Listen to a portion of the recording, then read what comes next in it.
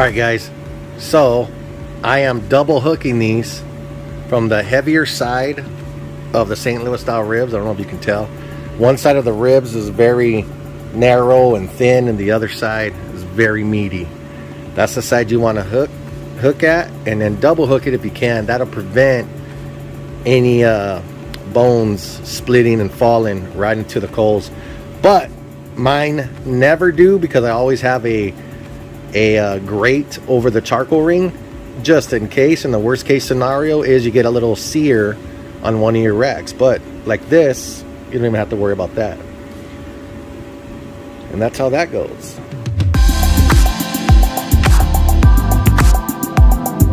Oh yeah.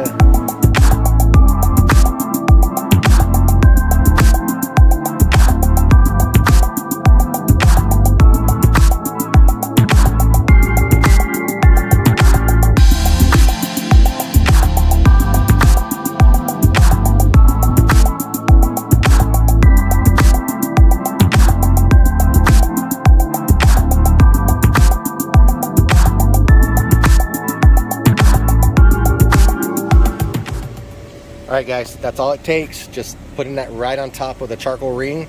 It wasn't hard, I just couldn't do it with the camera on. But there it goes. I'm gonna put this guy right on top and let it come to temp.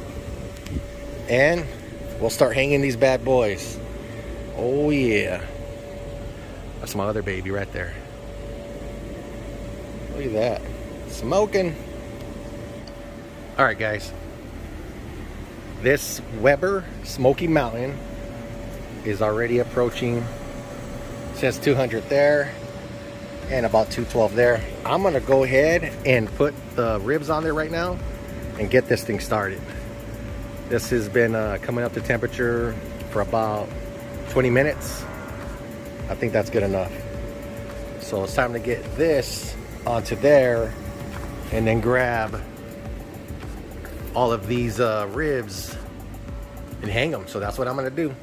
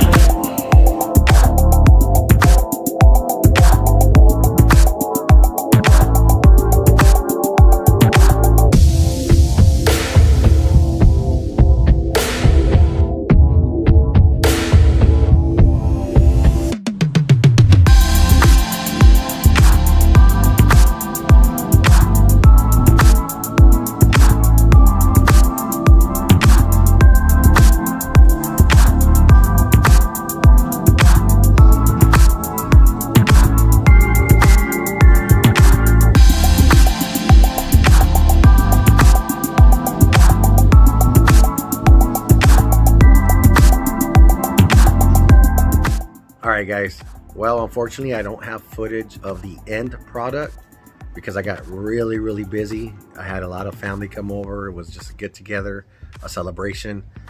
And just know this, I had the ribs hanging for 7.5 hours, and that's how long it took for them to all become tender.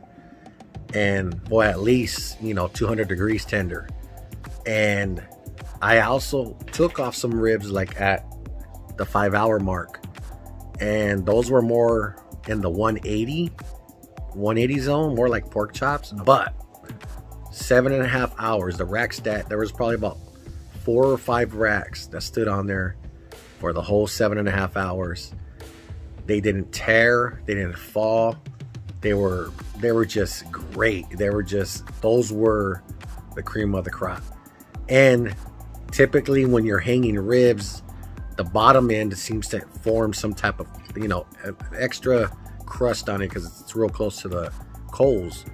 And these did not have none of that. This was just 100% from top to bottom, the same color, the same flavor, and it proved to work out really well with that aura at the bottom.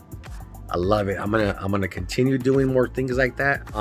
With that said, I'm gonna look into it some more. That Aura Kettle Zone cooking system is freaking awesome. What else can it do? But you saw it right here. I didn't even have anything to catch the drippings. I let the drippings fall right on the stone. Don't care. I'll clean it up later. And I'm telling you, even the ribs that I put off in the 5 hours were still good. But the ribs that were on for 7.5 hours, these are all St. Louis cut ribs. Those things were delicious. I wonder what it would do a brisket.